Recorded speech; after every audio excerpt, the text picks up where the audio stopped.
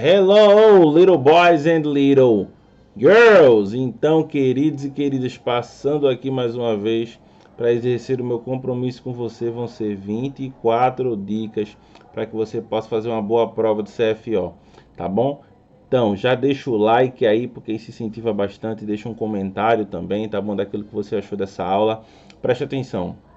Olha só, esse texto aqui, essa charge, ela tem muito para falar, mas para a gente ser bastante objetivo, vamos focar apenas no que o enunciado diz, porque só o que o enunciado diz já é o suficiente para resolver as questões, tá bom? Então ele fala assim, ó, a sentença, não é a frase "Do you really mean that?" Taken from the comic strip Express. Então essa frase, essa sentença "Do you really mean that?" Você realmente crê nisso, né? Isso realmente significa isso? Nesse caso aqui, a prova vai perguntar que tempo verbal ela faz parte. Toda vez que você vê uma pergunta em inglês, toda vez que for uma sentença interrogativa, leve em consideração. Quem decide o tempo verbal vai ser os verbos auxiliares. Nesse caso aqui, como que eu identifico o verbo auxiliar, professor? O verbo auxiliar, anota aí se for necessário, tá? O verbo auxiliar em uma sentença interrogativa, ou seja, quando tiver uma interrogação, o verbo auxiliar ele vai estar antes do sujeito. Então, o sujeito aqui é o you, então o verbo auxiliar é o do, tá bom? O sujeito poderia ser he, poderia ser she, poderia ser we, poderia ser tantos outros, tá bom? A lógica continuaria a mesma. O auxiliar, ele viria antes do sujeito, tá bom? Então esse é um ponto. É claro que os auxiliares vão mudando dependendo do sujeito, dependendo do tempo verbal, tá bom? Mas guarda essa regra sempre que for pergunta. Cadê sujeito? Quem é sujeito, professor? Eu, você, tu. Então, I, you, he, she, it, we, you, they, tá bom? Então, onde tiver sujeito, se for uma pergunta, esse daqui é que decide. Agora vamos lá.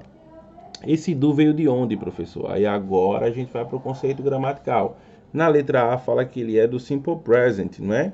E sim, de fato, no simple present os auxiliares são o do ou o das, tá bom? Então a gente já matou o gabarito aqui logo de cara, não é? Que sorte a nossa, né? Não, professor, mas vamos para desencargo de consciência conhecer um pouco mais. Vai que esse ano a prova coloca presente progressivo. Quais são os auxiliares do presente progressivo? Quem vai vir antes do sujeito no presente progressivo? Tudo bem. Se fosse o caso de ser a letra B, os auxiliares aqui seriam o verbo to be, tá bom? Então, seria o am, ou você veria o are, ou você veria o is antes do sujeito. Obviamente, cada um respeitando seu respectivo sujeito, tá bom? Como assim, professor? Por exemplo, a am vai ser o I, né? Então, não dá para colocar he, she com am, tá entendendo? Ok. Do passado eles falam, né? Então, quando a gente fala do passado, na realidade o auxiliar do passado, o que vem antes do sujeito é o did. Não é o caso, né? A questão está com do, com do, não é? Ou uma hipótese de futuro.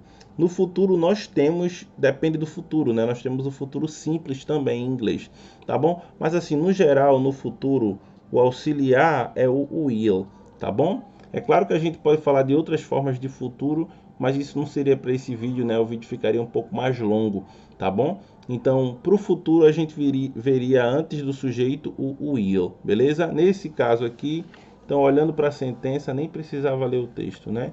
Percebendo que o auxiliar é o do, então a gente já sabe é o auxiliar do Simple Present, gabarito dessa questão, letra A. Deixa o like aí, eu vou deixar uma live que eu falei um pouco sobre essa questão ainda, desses tópicos de auxiliares, tá bom? Para você ver. Depois assiste as outras partes dessa série. Beijo no teu coração, deixa um comentário aí e vejo você na próxima dica.